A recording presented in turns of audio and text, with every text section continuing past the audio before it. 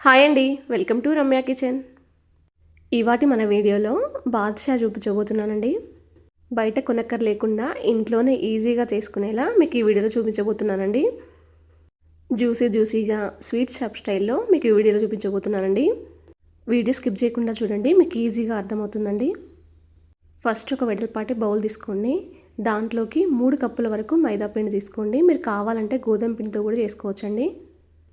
పిండిని కంపల్సరీగా కొలిచే తీసుకోవాలండి. మీకు ఇంట్లో గ్లాస్ కానీ, బౌల్ కానీ, కప్పు కానీ ఏది ఉంటే దాంతోనే కొలిచి తీసుకోండి. నేను 3 కప్పుల వరకు అయితే తీసుకుంటున్నానండి.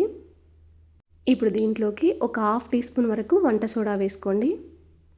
ఇది గ్రామ్స్ ప్రకారం అయితే హాఫ్ కేజీ వరకు ఉంటుందండి పిండి అనేది.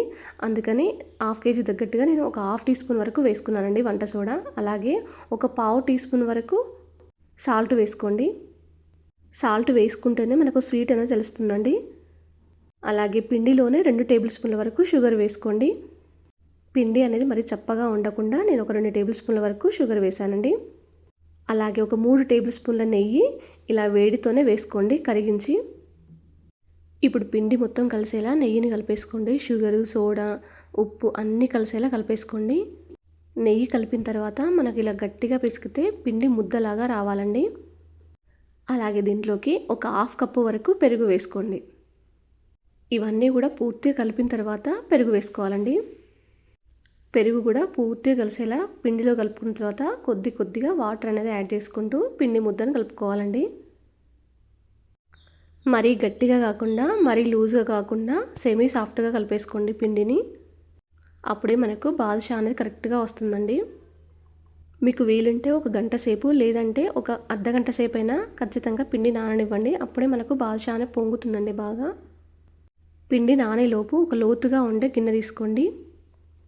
అలాగే గిన్నె కూడా మందంగా ఉండాలండి. మనం ఏ కప్పుతో అయితే పిండి తీసుకున్నామో అదే కప్పుతోటి 3 కప్పుల వరకు షుగర్ తీసుకోండి.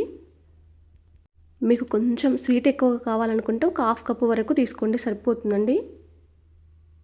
3 కప్పుల షుగర్కి 6 కప్పుల వరకు నీళ్లు పోసేసుకోండి. ఒకవేళ మీరు 3 కప్పులన్నర వరకు షుగర్ తీసుకుంటే 7 కప్పుల వరకు నీళ్ళు పోసుకోండి, కరెక్ట్ క్వాంటిటీ సరిపోతుందండి. ఇప్పుడు గ్యాస్ పైన పెట్టేసుకోండి. గ్యాస్ అనేది సిమ్లో పెట్టేసుకోండి. గరిటతో కలుపుకుంటూ ఉండండి పూర్తిగా షుగర్ కరిగే వరకు. మనకు 2-3 నిమిషాల్లో షుగర్ కరిగిపోతుందండి. ఇప్పుడు దీంట్లోకి ఒక 1 టేబుల్ స్పూన్ వరకు ఇలాచీ పౌడర్ వేసుకోండి. షుగర్ పూర్తిగా కరిగిన తర్వాత వేసుకోండి. అలాగే మీకు కలర్ఫుల్గా బాదుషా కనిపించాలంటే ఈ టైంలో ఫుడ్ కలర్ కూడా వేసుకోవచ్చండి. నేను కానీ ఫుడ్ కలర్ వేయట్లేదు. లేదంటే కుంకుమ పువ్వు కూడా వేసుకోవచ్చండి. కలర్ కుంకుమ పువ్వు అనేది పూర్తిగా ఆప్షనల్ మాత్రమేనండి. షుగర్ పూర్తిగా కరిగిన తర్వాత ఒక 2 నిమిషాలకు మనకు చేతితో ఇలా అంటే చెయ్యి అనేది అంటుకోవాలండి 2 వేళ్ళ మధ్యలో. మనకు ఎటువంటి పాకం అనేది అవసరం లేదండి. గులాబ్ జామ్ కంటే కొంచెం తిక్కుగా ఉంటే సరిపోతుందండి. ఇప్పుడు పూర్తిగా గ్యాస్ ఆఫ్ చేసేసేయండి. ఈ చక్కెర పానకం గట్టిపడకుండా ఉండడానికి ఒక అరచెక్క వరకు నిమ్మరసం పిండేసుకోండి. నిమ్మరసం పిండడం వలన మనకు బాదుషాకు పాకం అనేది బాగా పడుతుందండి. ఇప్పుడు దీనిపైన మూత పెట్టేసి పక్కన పెట్టేసుకొని పిండి తీసుకొని మరొకసారి పిండిని కలిపేసుకోండి. పిండి బాగా నానిందండి. నేను ఒక 40 నిమిషాల వరకు నానబెట్టేసుకున్నాను. ఇప్పుడు చేతితోనే ఒక ముద్ద తీసుకొని దాన్ని రౌండ్గా చేసేసుకోండి. ఒక వేలుతోటి మధ్యలో రంధ్రం చేసేయండి వడలాగా. మీకు కొంచెం పెద్ద సైజులో కావాలంటే పెద్ద సైజులో వేసుకోండి. ఇంకొంచెం చిన్న సైజులో కావాలనుకున్నా చిన్నగా ముద్ద తీసేసుకోండి, సరిపోతుంది. అలాగే మీకు పిండి చేతికి ఏమైనా అంటుకునే విధంగా ఉంటే కొంచెం నెయ్యి అప్లై చేసుకోండి. ఆయిల్ మాత్రం అప్లై చేసుకోకండి. నాకు పిండి అనేది కూడా చేతికి ఏమి అంటుకోవట్లేదండి. మీకు వీడియోలో కనిపిస్తుంది కదండి, ఆ విధంగా చేసుకోండి. నేను పిండి మొత్తం అన్నీ కూడా ఇలా చేసి పెట్టేసుకున్నానండి. నాకు 3 కప్పుల పిండికి ఇన్ని బాదుషాలు వచ్చాయండి. బాదుషాలన్నీ కూడా ఒక ప్లేట్లో అన్నీ చేసి పెట్టేసుకున్న తర్వాతనే డీప్ ఫ్రైకి ఆయిల్ పెట్టేసుకోండి. ఆయిల్ మంచిగా హీట్ అయిన తర్వాత మాత్రమే బాదుషా వేయాలండి. అలాగే బాదుషా వేసేటప్పుడు కూడా గ్యాస్ అనేది సిమ్లో పెట్టేసుకొని వేసుకోండి. అప్పుడే మనకు బాగా పొంగుతాయండి. వెడల్పాటి కడాయి తీసుకుంటే ఇంకొంచెం ఎక్కువగా పడతాయండి. నేను ఎన్ని పడతాయో కడాయిలో అన్నే వేసుకున్నానండి. ఒక 4 వరకు వేసుకున్నాను. వేసిన వెంటనే కదపకుండా ఒక నిమిషం పాటు వేగిన తర్వాత వాటిని తిప్పేసుకోండి. ఇవి వేగేటప్పుడు మాత్రం గ్యాస్ అనేది మీడియం టు హై ఫ్లేమ్లో పెట్టేసుకొని వేయించుకోండి. రెండు వైపులా కూడా గోల్డ్ కలర్ వచ్చేంత వరకు కాల్చుకోండి. అప్పుడే మనకు లోపల కూడా బాగా ఉడుకుతుందండి. ఇప్పుడు వీటిని ఒక జాలి లాంటి కంటైనర్లోకి తీసుకోండి. ఎక్స్ట్రా ఆయిల్ ఏమైనా ఉన్నా కూడా పోతుంది. మీకు ఒకసారి వీడియోలో చూపిస్తున్నాను చూడండి.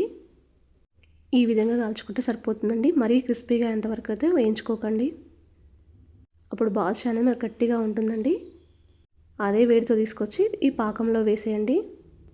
పాకంలో వేసిన తర్వాత ఒక 15 నిమిషాల పాటు అలాగే వదిలేయండి.